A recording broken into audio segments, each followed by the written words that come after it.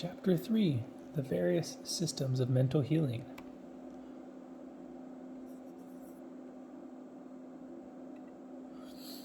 It must now be evident to the scientific student that the three propositions stated at the close of the preceding chapter apply with equal force to every system of mental medicine, from fetishism to the most exact and scientific system of suggestive therapeutics.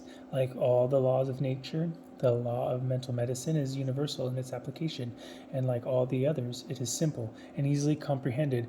Granted that there is an intelligence that controls the functions of the body and health, it follows that it is the same power or energy that fails in case of disease. Failing, it requires assistance, and that is what all therapeutic agencies aim to accomplish. No intelligent physician of any school claims to be able to do more than to assist nature to restore normal conditions of the body.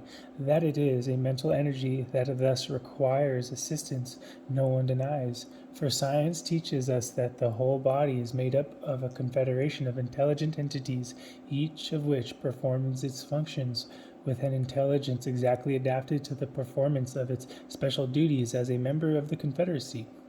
There is, indeed, no life without mind, from the lowest unicellular organism up to man. It is, therefore, a mental energy that actuates every fiber of the body under all its conditions. That there is a central intelligence that controls each of those mind organisms is self-evident.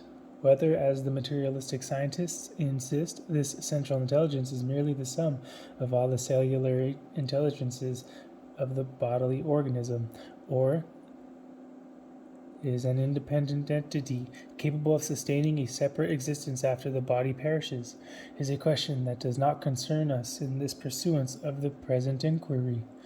It is sufficient for us to know that such an intelligence exists, and that for the time being it is the controlling energy that normally regulates the action of the myriad cells of which the body is composed. It is, then, a mental organism that all therapeutic agencies are designed to energize. When, for any cause, it fails to perform its functions with reference to any part of the physical structure, it follows that mental therapeutic agencies are the primary and normal means of energizing that mental organism.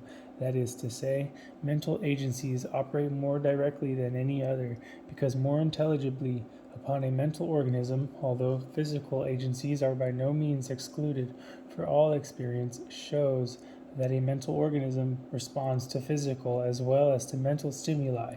All that can be reasonably claimed is that in therapeutics, a mental stimulus is necessarily more direct and more positive in its effects, other things being equal, than a physical stimulus can be, for the simple reason that it is intelligent on the one hand and intelligible on the other. It must be remarked, however, that it is obviously impossible wholly to eliminate mental suggestion even in the administration of material remedies. Extremists claim that the whole effect of material remedies is due to the factor of mental suggestions, but this seems to be untenable for reasons stated in another chapter. The most that can be claimed with any degree of certainty is that material remedies, when they are not in themselves positively injurious, are good and legitimate forms of suggestion, and as such are invested with a certain therapeutic potency, as in the administration of a placebo. It is also certain that whether the remedies are material or mental, they must directly or indirectly energize the mental organism in control of the bodily functions. Otherwise, the therapeutic effects produced cannot be permanent. It follows that the therapeutic value of all remedial agencies, material or mental, is proportioned to their respective powers to produce the effect of stimulating the subjective mind to a state of normal activity and directing its energies into appropriate channels. We know that suggestion fills this requirement more directly and positively than any other known therapeutic agent, and this is all that needs to be done for the restoration of health in any case outside the domain of surgery. It is all that can be done. No power in the universe can do more than energize the mental organism that is the seat and source of health within the body. A miracle could do no more. This, then, is a law of mental healing. Is there any other? Each of the indefinite number of sects of mental healers now in evidence in this country tells us that it has a law of its own, which is the only genuine article. All the others being either feeble imitations or wholly fraudulent, wicked and diabolical. They agree in but one thing, and that is in hating the medical profession, and they hate but one thing more than they do that profession, and that is each other. They have, however, a common logic, by means of which each one proves that his is the only scientific system of mental therapeutics. Each holds that the fact that he heals the sick by his method is demonstrative, that his theory is the criterion of scientific truth. I have before remarked that the one thing that correlates all methods of mental healing is the fact that they all succeed in healing disease. If, therefore, their logic is sound, there are as many laws of mental medicine as there are mental healers, and the systems of the Blackfoot Indian and the fetish worshipper stand on as firm a scientific basis as the most enlightened mental therapeutist of the 20th century. It requires but the most elementary scientific education to teach one to know that God is not thus prodigal of special laws. The first lesson that the merest tyro in science learns is that all of nature's laws are general, that each one covers a vast domain, and that allied or cognate phenomena are governed by some one universal law which tolerates no exceptions. In nothing is the wisdom of the Creator so conspicuously manifested as in the universality of his laws, and theology has never formulated a teleological argument so strong and convincing and unanswerable as that to be drawn from the law of mental medicine.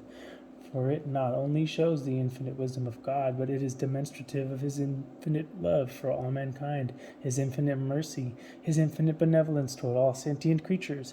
All the laws of nature may be said to exhibit infinite intelligence and wisdom, but they do not all demonstrate to the finite understanding the existence of the attributes of love, mercy, and benevolence in the character of the lawgiver.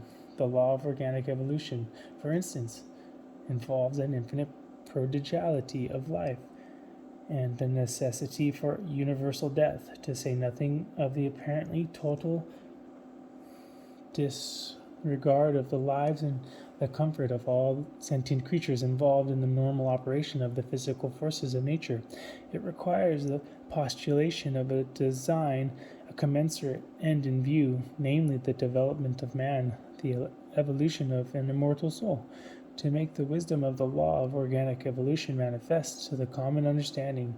To those, however, who choose to deny the existence of any such evidences of design, the structure of the physical forces prove nothing but the existence of a blind, unintelligent energy, actuated by an iron necessity, in which man figures as an accidental and altogether insignificant product. To be entirely candid, it must be admitted that when the physical forces of nature are alone considered, the atheistic view is not without a basis of reason. But when we consider in this connection the phenomena of mind as exhibited in all sentient creatures, from the lowest unicellular organism up to man, the argument falls of its own weight. It is true that much in the phenomena of mind may be accounted for by reference to the law of heredity and the accidents of environment, but not all. Heredity may be invoked to account for all that is thus transmissible, and environment may account for modifications, but there are attributes of all sentient life which heredity cannot explain, and which environment cannot modify. For instance, the immunity from fear of death on its near approach, or when it becomes inevitable, is a blessing that is enjoyed by all sentient creatures, and those physicians who are most familiar with death in all its forms assure us that in the process of dissolution no pain whatever is experienced. On the contrary, the sensations are evidently pleasurable rather than painful. At least, no matter what form death may assume, all fear of it vanishes upon its near approach, and the victim dies without pain and without regret.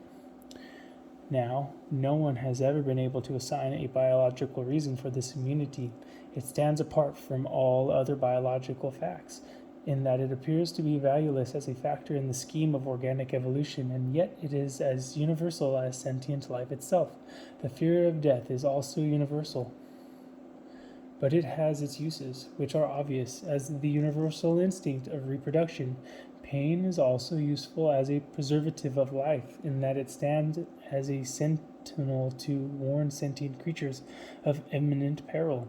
But of what practical utility, from a biological point of view, is immunity from physical pain and mental agony when the supreme moment arrives? It neither prolongs life nor shortens it for an instant, nor does it affect in the remotest degree the welfare of those that are left behind. Its only importance, therefore, pertains to the individual who experiences the sensation. Brief as it is of supreme importance to him. It is idle to say that a fact in nature so universal as this is without commensurate significance, and since biological explanations fail, we are driven to seek for ethical reasons, nor are they hard to find if we postulate a God of infinite love, mercy, and benevolence toward his creatures, and yet a God whose reign is of law. The law of evolution necessitates a struggle for life, ending in inevitable death. Without the struggle, there could be no improvement, no progressive development. Without universal death, evolution would cease in a generation. Since, therefore, all must die, is it not an appropriate measure of compensation, of mitigation, to rob death of its terrors and its agony? It is, indeed, the only conceivable mitigation of the death penalty, and human lawgivers in civilized countries exhaust the resources of science in an effort to devise means to ensure a painless death for those whom the law has condemned to die. The quality of mercy thus evinced in human enactments is obviously identical in kind and purpose with the divine.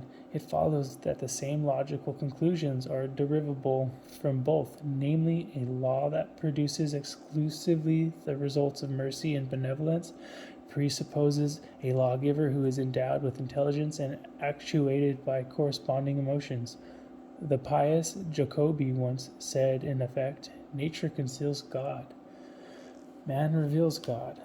This is eminently true as far as it goes, but it does not go far enough. If he had said that mind alone reveals God, he would have included all the indubitable revelations of the existence of an intelligent deity that the universe affords. For the mind of the lowest unicellular organism presents evidence as conclusive of its divine origin as is found in the mind of man. If he had said that God reveals himself unmistakably to man only in the sign language of love, mercy, and benevolence, he would have expressed a great scientific truth. Cognate to these phenomena and their beneficent characteristics are those of mental healing. One is for the benefit of the dying and the other of the living. Considered separately, the phenomena of mental healing do not possess equal teleological significance with the phenomena immediately accompanying dissolution, because the former may be considered merely as a part of the grand scheme by which life is conserved and evolution is made possible. Considered together, however, as all cognate phenomena must be considered, the evidential value of one series is carried over into the other. Hence, we have a logical right to regard the qualities of mercy and benevolence, which are inseparable from the law of mental healing, as possessing equal teleological significance with the same qualities in the other class of phenomena. It is, however, no part of my purpose to formulate a teleological argument per se. In this connection, I merely wish to draw attention to the grand scheme of benevolence to mankind involved in the law of mental healing. Whether we consider it a purposive scheme of benevolence on the part of an intelligent deity, or as the accidental outcome of the operation of blind and unintelligent forces reacting upon each other. That is to say, whether we consider it as a law of God or a law of nature, the law exists, and its effects are those of infinite mercy and benevolence toward all mankind. The laws of physical nature excite emotions of admiration and awe, and even reverence, but they are tempered by the reflection that in their phenomenal manifestations they regard not the well-being or the life of man, and that the most sublime manifestation of nature's forces may be surcharged with irresistible ruin and death to thousands of human beings. On the other hand, the law of mental healing stimulates equally the emotions of admiration, reverence, love, and gratitude. Admiration and reverence for its universality and its wisdom. Love for that Behind it, the Divine Father stands revealed, and gratitude for that in all its effects, his infinite love, mercy, and benevolence are made manifest. From a scientific point of view, there is nothing in the broad realm of natural law that is more truly wonderful than the law of mental healing. Its simplicity has already been shown, and this alone is prima facie evidence of the validity of the three psychological propositions which constitute its own formula. And, as in every other law of nature, the prima facie evidence becomes conclusive proof when the fact of universality is established. It is the fact of the universality of this law that excites the wonder and extorts the admiration of the scientist, for the reason that it is adapted to every conceivable grade of human intelligence, from that of primitive savagery to that of the highest conceivable civilization. It is impossible to find words in which to express adequately the value to mankind of this stupendous fact.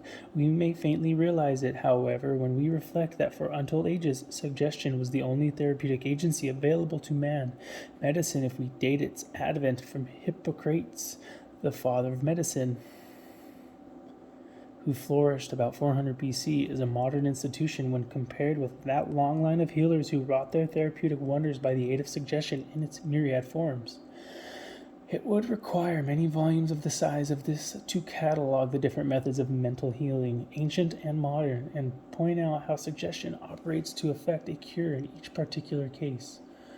Nor is it necessary to do so, for the intelligent reader has already grasped the essential idea that any form of belief which inspires the faith of the patient, when supplemented by a corresponding therapeutic suggestion, is efficacious as a therapeutic agency. In other words, conditions being favorable, anything that the patient has faith in is efficacious as a therapeutic agent.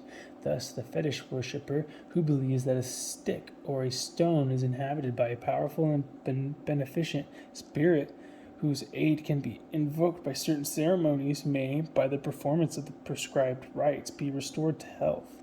Why? Simply because the ceremony constitutes a suggestion which inspires a faith and stimulates into normal activity and energy that central intelligence which controls the bodily functions. The North American Indian believes that evil spirits are responsible for all his diseases, and his medicine man tells him that he can frighten away said evil spirits by making hideous noises, supplemented by a diabolical makeup.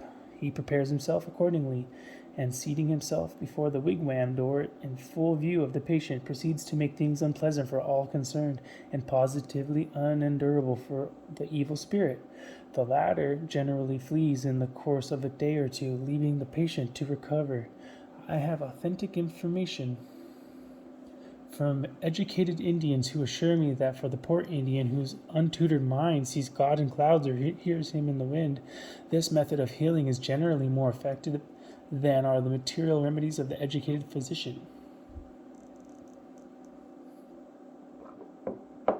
It is scarcely necessary to remark that the suggestion embraced in his belief as to the cause of disease, together with the performance of the ceremony which he believed to be an effective way of removing the cause, was the all-sufficient therapeutic agency in the case of the North American Indian. It is obvious that the same remarks apply to all conceivable theories of causation and all forms of suggestion corresponding to the theories. They are all effective in exact proportion to their faith-inspired potency. It is not surprising, therefore, that in the days of primitive humanity, when superstition was universal, there prevailed an indefinite number of effective methods of mental healing. Nor does it become the scientists of this enlightened age to scoff at the primitive beliefs and practices of humanity in its infancy. It was the only therapeutic agency that was available to them, and if they builded better than they knew, it was because God in his infinite mercy had instituted a law adapted to the therapeutic uses of every grade of human intelligence. It is equally reprehensible for us to inveigh against any of the innumerable systems of mental healing that prevail amidst the highest civilization of the 20th century. They are all useful, and they are useful simply because each one is adapted to some special grade of intelligence. Besides, it must not be forgotten that primitive minds with corresponding methods of thought and powers of reasoning still exist in vast numbers, and this as in all previous ages of mankind. It is, indeed, doubtful if primitive man ever entertained a superstitious belief that was more gross and grotesque than some that prevail at the present day and form the basis of popular and successful systems of mental therapeutics. Between the grossest superstition and scientific truth, there necessarily exist many gradations of human intelligence, and the fact that all grades exist together in the most civilized nations is due to the fact that civilization itself is still in the formative stage, as the phylogenetic history of the primordial germ is repeated step by step in the ontogenetic history of the terminal cell of man, so is every grade of the progression development of civilization to be found existing together in the most enlightened nations. It follows that variant theories and systems of mental healing are as likely to prevail now as they were in the days of primitive man. Accordingly, we find a great and constantly increasing number of systems, each with an enthusiastic following. This could not be true were it not for the fact that they are all more or less successful mental healers. They could not be successful mental healers were they not able to induce the necessary mental conditions in their patients, and they could not induce the necessary conditions with any certainty of uniform results, were their systems respectively not adapted to the mental capacity of their followers. That is to say, the theory of causation and the form of suggestion in each case must, in order to produce the best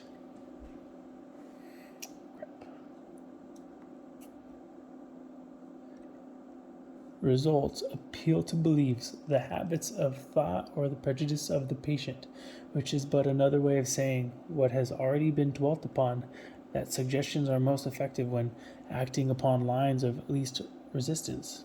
It is true that the faith required for therapeutic purposes is the faith of the subjective mind, and as that mind is controllable by the power of suggestion, it may be thus controlled even when the basic theory of causation is contrary to reason, experience, and the evidence of the senses. But in such cases, some emotion that is stronger in the mind of the patient than the mere love of scientific truth must be appealed to in order to make a therapeutic suggestion effective. Thus, a strong desire or hope of renewed health will cause many to ignore all theories which may be entertained by the healer, however imbecile they may be, and by disassociating the therapeutic suggestion from the theory of causation, they will be able to experience the benefits of the suggestion. This is comparatively easy for one who has had no scientific training, or in whom the love of scientific truth is subordinate to the egoistic emotions. The religious emotions are also potent factors in causing many to ignore an impossible theory, or even to believe it with hysterical fervency when they are told that the theory is inseparable from successful practice. Besides, there is a large class of people in every community the fervency of whose belief in theories that minister to their emotions is always in inverse proportion to the amount of evidence that can be adduced to sustain them. Hence, it happens that those theories which command their most fervent belief and are advocated with hysterical aggressiveness are invariably those which everybody knows to be untrue. Nevertheless, their system is exactly adapted to their mental capacity, and speaking from a purely therapeutical standpoint, they are entitled to undisturbed enjoyment of their beliefs and the benefits derivable therefrom. The law of mental healing is as clearly for their benefit as it is for all other classes of people and grades of human intelligence. There is, indeed, a therapeutic value to them in being undisturbed in their beliefs, for experience shows that the efficacy of a therapeutic suggestion is weakened and often destroyed by disturbing the prejudices of the patient.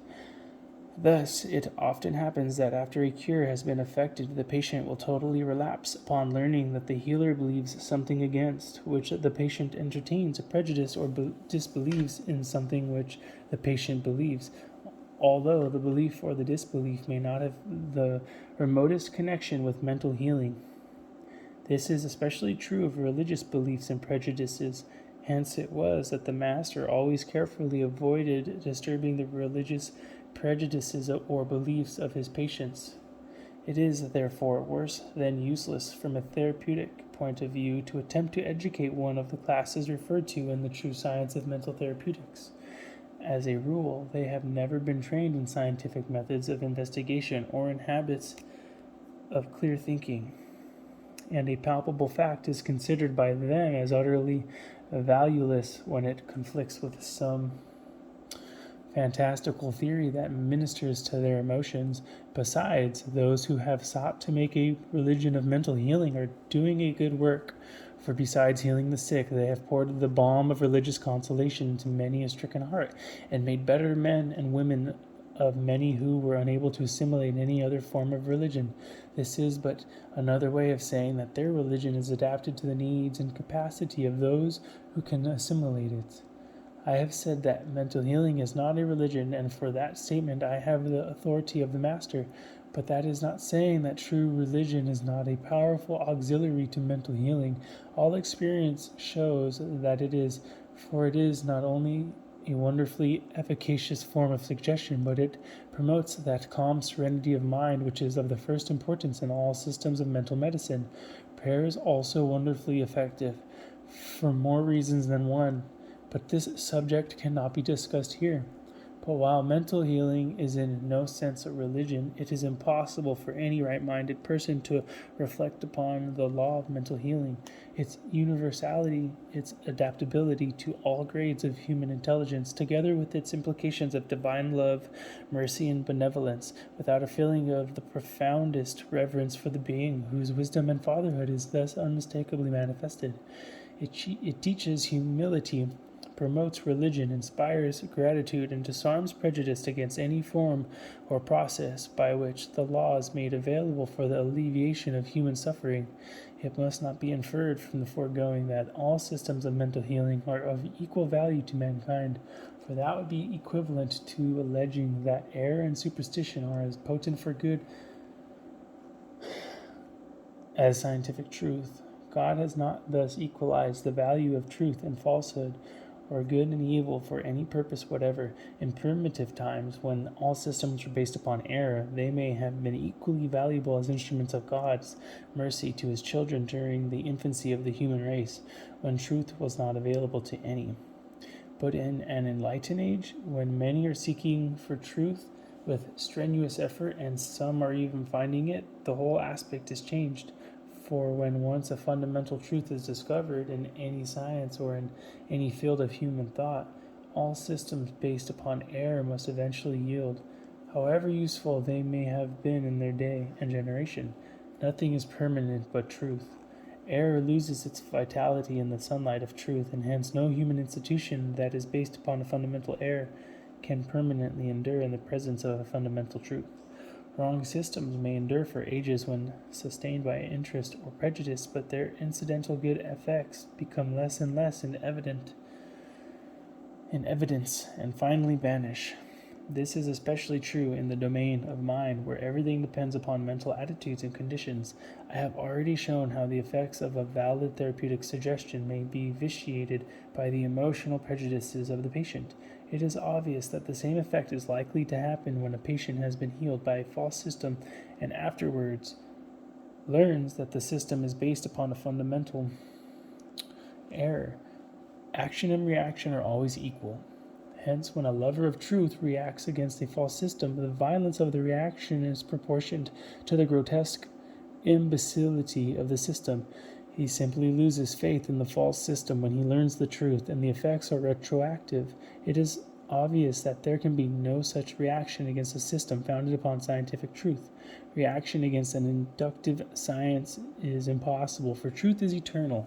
Every step, therefore, is in advance, for every fresh discovery of fundamental truth forms the basis of a new departure into still higher realms of the same truth and its cognates. The reaction is, therefore, always against error when truth is once discovered and made manifest to the human understanding. Therefore, there is, however, another reason for the want of permanency in the cures effected under false theories of causation. All or nearly all of them refer the power that affects the healing to some agency extraneous to the patient himself. This, as I have already pointed out, is a fundamental error which Jesus combated with insistent iteration. It is not only false as a matter of demonstrable fact, but it is the progenitor of a whole train of false theories and conclusions, some of which contain the germs of a destructive energy that is often fatal to the permanency of the cures effected under the hypothesis.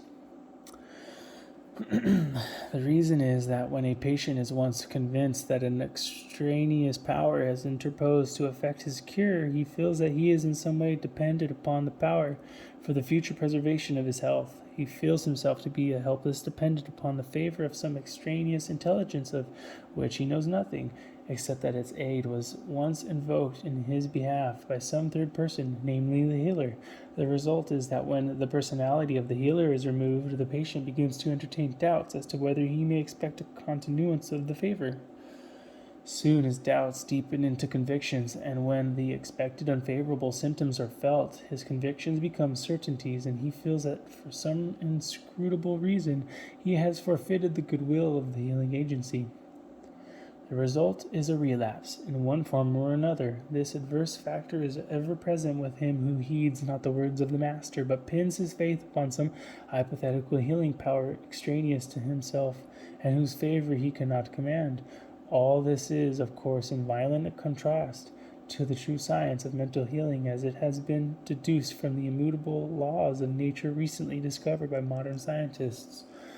Of the existence of those laws there can be no room for rational doubt.